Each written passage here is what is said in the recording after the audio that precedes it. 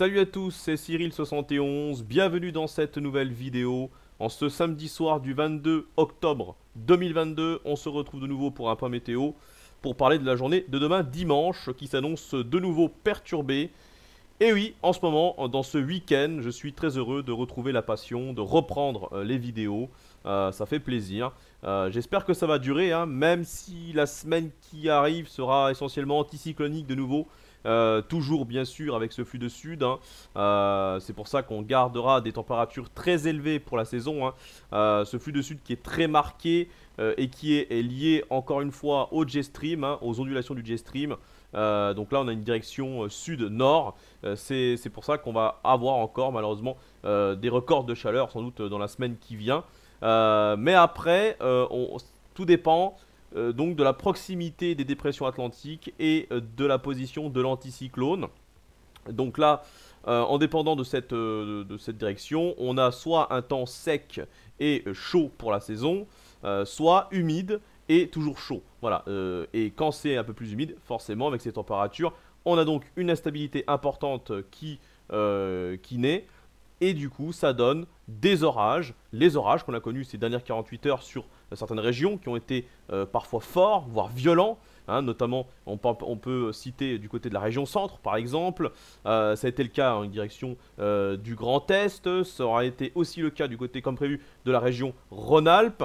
Donc voilà, on a beaucoup d'instabilité hein, liée à cette chaleur et à cette humidité, et ça va continuer. Alors là, pour demain dimanche, hein, on va surtout se concentrer sur cette journée-là. On a une nouvelle dépression qui arrive depuis la péninsule ibérique, qui va remonter du côté du golfe de Gascogne, et qui finira sa route du côté des îles Britanniques, hein. Dépression que je vous ai montré dans mon précédent point météo, qui date de jeudi soir. Voilà, donc c'est quasiment pareil, hein, ça n'a pas changé, cette dépression qui va donc apporter un coup de vent, mais qui va donc apporter également de nouveaux orages. Des orages qui vont être plus compliqués à prévoir par contre, notamment à localiser, puisque là, l'ambiance sera venteuse hein, sur une grande partie du pays. Donc attention à des orages surprises qui pourraient naître très rapidement, ou mourir aussi vite, hein, finalement. Ça peut être assez imprévisible. Allez, c'est parti, on regarde avec GFS 025 la vitesse des vents, hein, qui sera prévue liée à cette dépression qui remonte. Alors, on va voir hein, ici...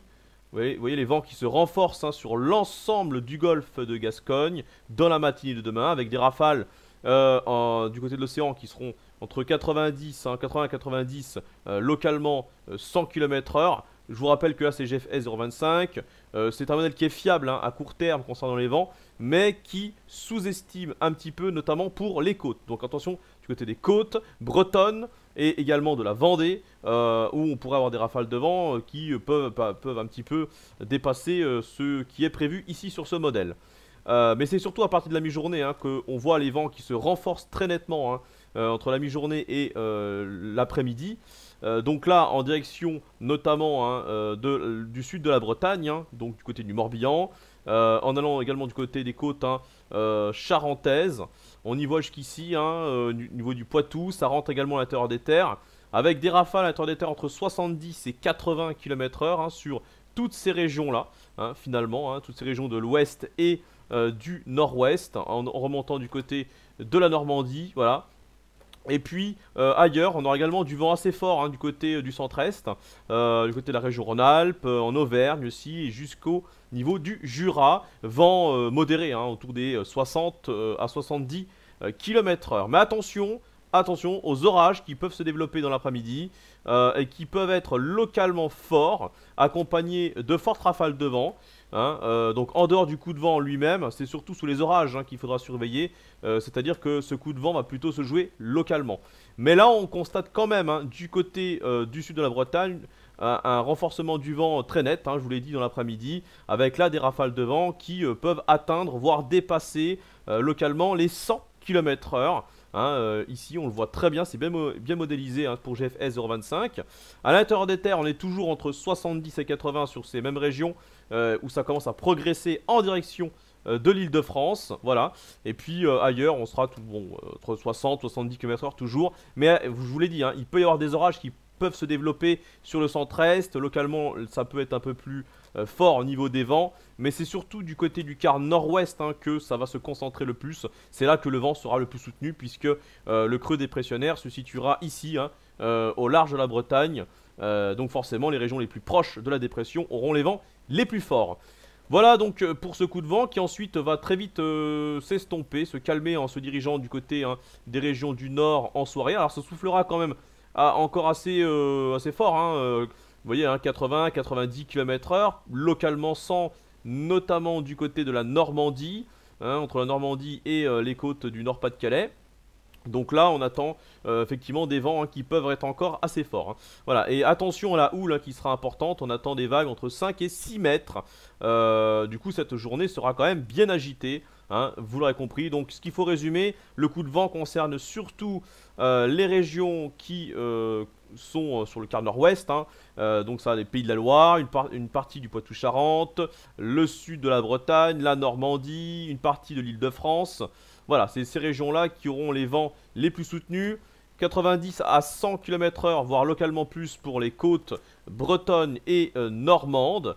Voilà, et à l'intérieur des terres, donc entre 70 et 80 essentiellement. Mais sous les orages, il pourrait y avoir des orages.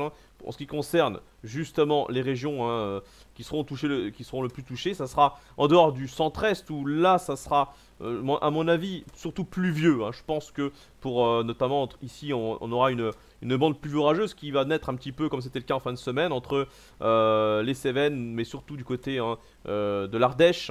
Ardèche, Drôme, Isère, en remontant jusqu'à la Franche-Comté, on aura un axe pluvieux orageux. Donc là, surtout de la pluie. Je ne pense pas que le vent sera très fort. C'est surtout sous les orages sur le quart nord-ouest où ils sont prévus, à mon avis, les plus venteux et les importants, les plus à risque, avec un risque de dégâts localement. Donc attention, grande prudence si vous êtes donc sur ces régions-là. Mais je pense que c'est vraiment le quart nord-ouest qui est plus à risque. S'il y a des orages, forcément, les rafales de vent seront boostées là-dessous. Donc vraiment, grande prudence par rapport à cette journée. Et puis voilà, de mon côté, je verrai bien parce que de mon côté, c'est moyen. C'est très moyen pour cette journée, honnêtement. Pas beaucoup de vent et les orages, c'est pas sûr non plus. Voilà. Donc cette journée, ce point météo, surtout important pour les régions du quart nord-ouest.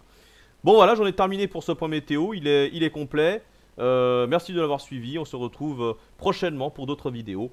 Et n'oubliez pas d'aller voir ma vidéo de l'orage que j'ai eu hier soir, ce vendredi soir, qui a été grandiose, qui a été splendide. Un orage exceptionnel pour la saison, bien sûr. Ça aurait été en plein été, ça aurait été classique. Mais pour cette fois de l'année, c'est exceptionnel. Orage exceptionnel, c'est en titre de cette vidéo. Voilà, bonne soirée à toutes et à tous et bon week-end. Ciao.